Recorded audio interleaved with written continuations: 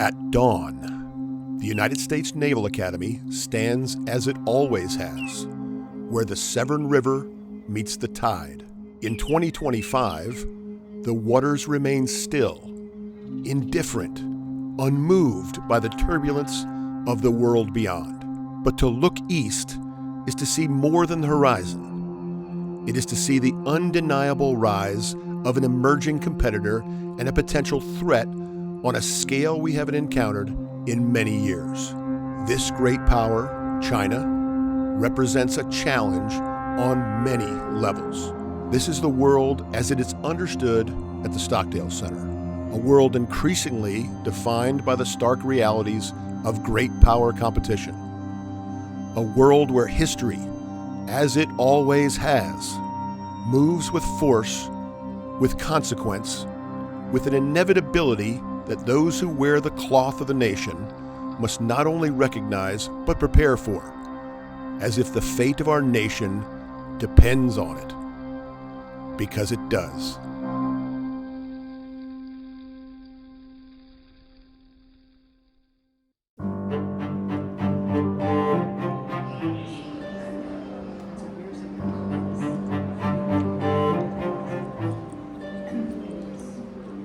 The prologue to our story begins in the year 1842.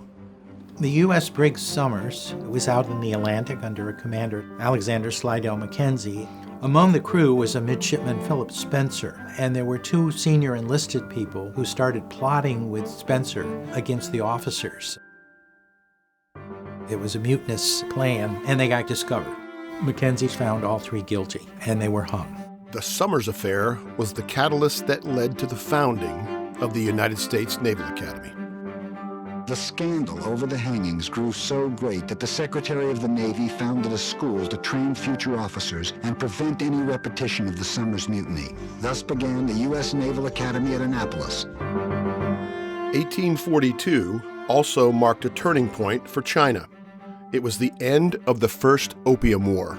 It began what China calls its century of humiliation, a time when foreign powers carved its land, dictated its laws, and shattered its sovereignty.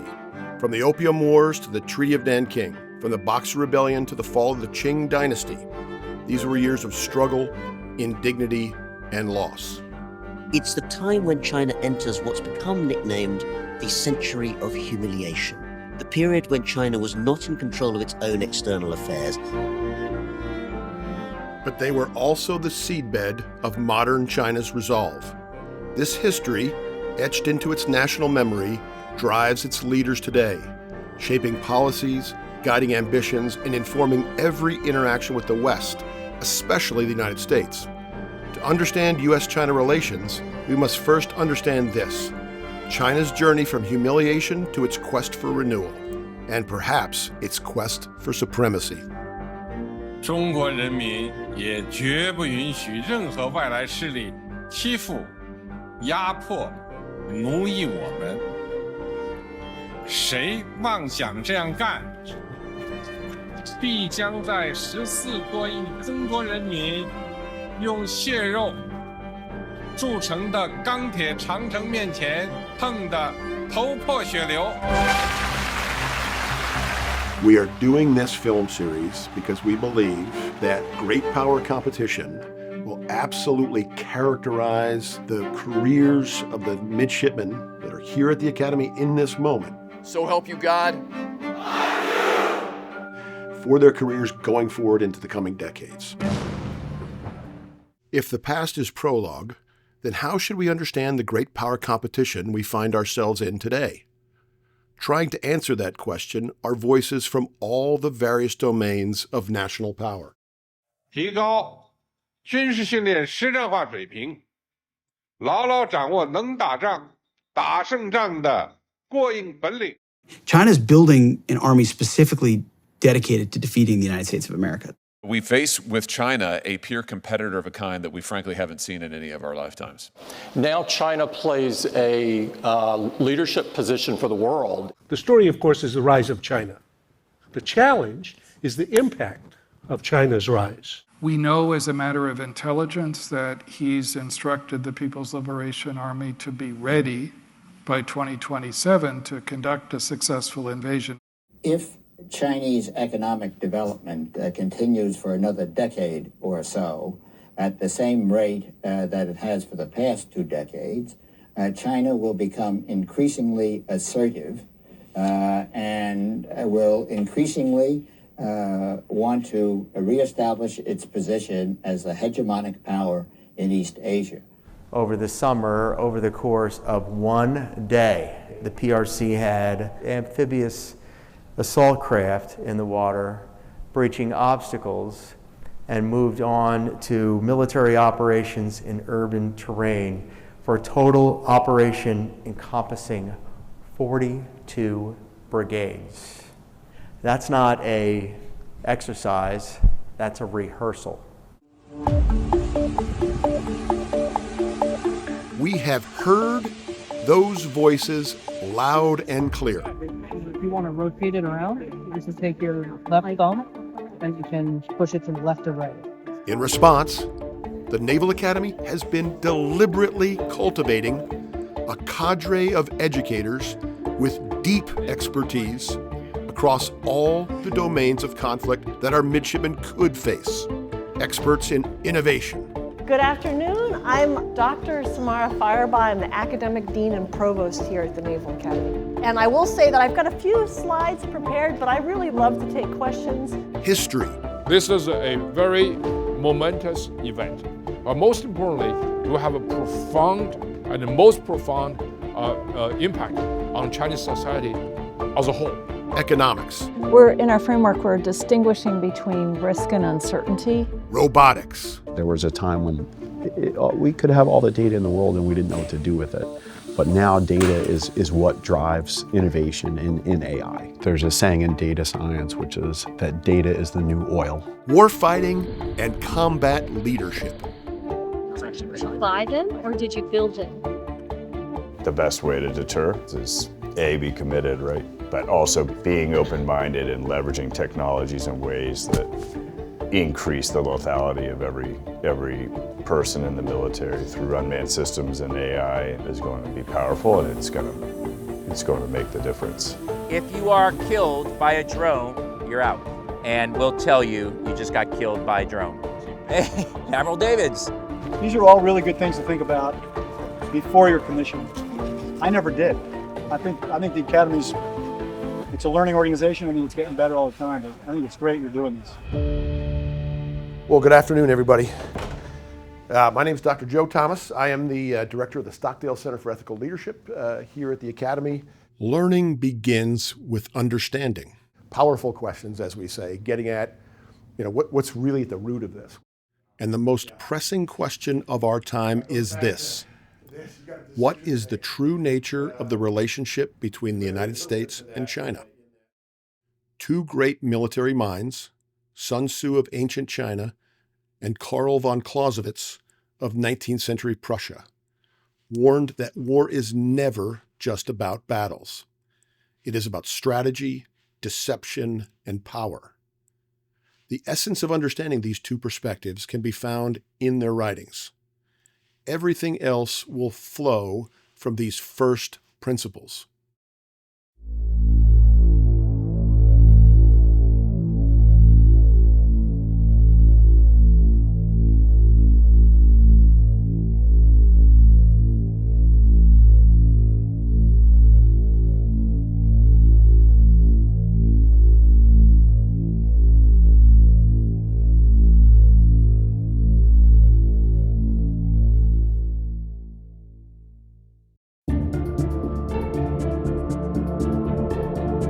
Great power competition, not terrorism, is now the primary focus of U.S. national security. You have a security competition taking place. It's an intense security competition, a zero-sum game. It's a competition of ideas.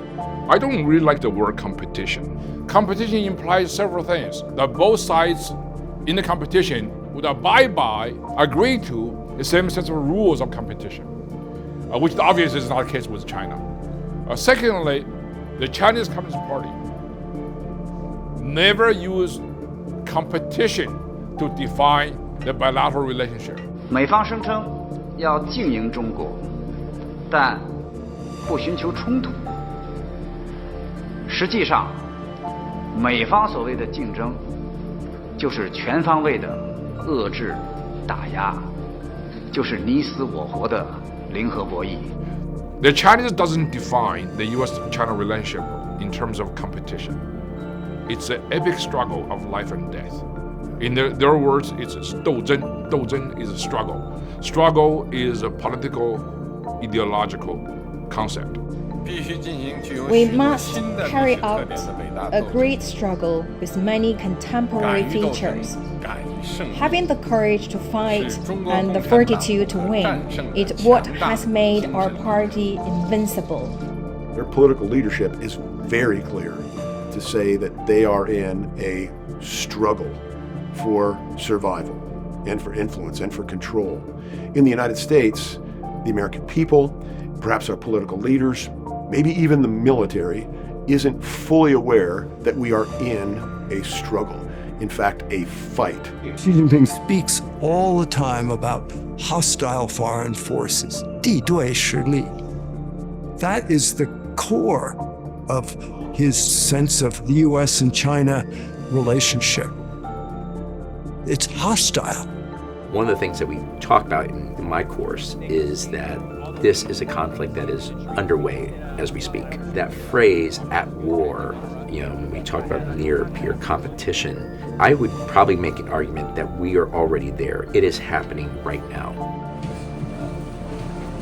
Ever since 2010-ish, China has been on a determined path, right, to slowly increase their global influence to change the game. I think we're absolutely behind the ball in dealing with all of the asymmetric and irregular ways that China has been advancing its cause for the past decade plus. And so I think we all need to look in the mirror and realize that we're behind and make sure we're doing all we can to prepare for, in worst case, military conflict.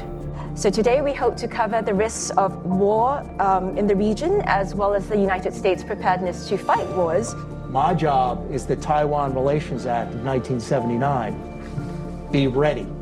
Admiral Paparo spoke at the Brookings Institute about recent events last summer, and that really got my attention about the likelihood, it's really not certainty, but likelihood that the students we have on board the Naval Academy today could very well graduate into conflict, graduate into war of a scale that we haven't seen for some time. We have to understand that we're in a Cold War or we will lose it.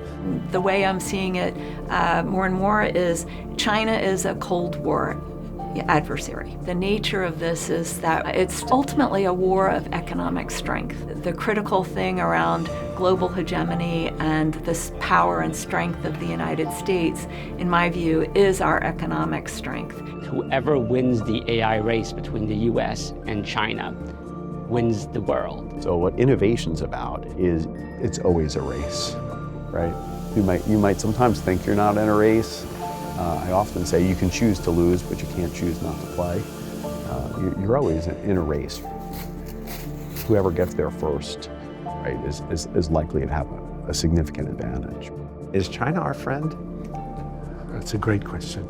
So there was I was in China in April for a session with chief executives of the China Development Forum.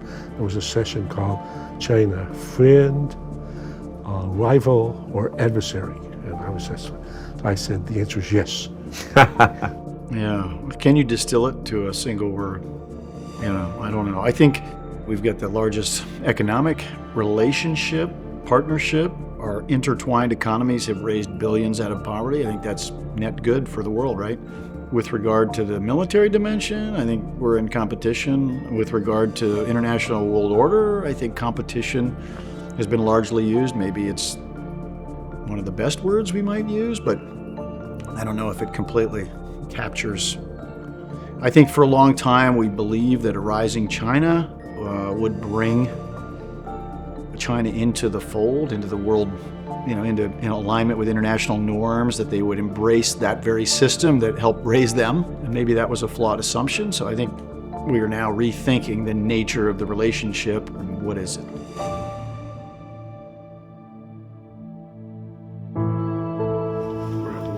As we rethink the true nature of the relationship, the words we choose are not just semantics. They shape the perception, policy, and ultimately history. Whether framed as a competition, a rivalry, a Cold War, a non-kinetic war, or a race, the through line remains unmistakable. They all suggest conflict, a contest of will and endurance between two nations whose destinies are now inextricably linked, yet fundamentally opposed in their visions of global order. For the military, we don't have the luxury of time to think through these abstractions. Our duty is singular, unyielding. To prepare for war in whatever form it may come.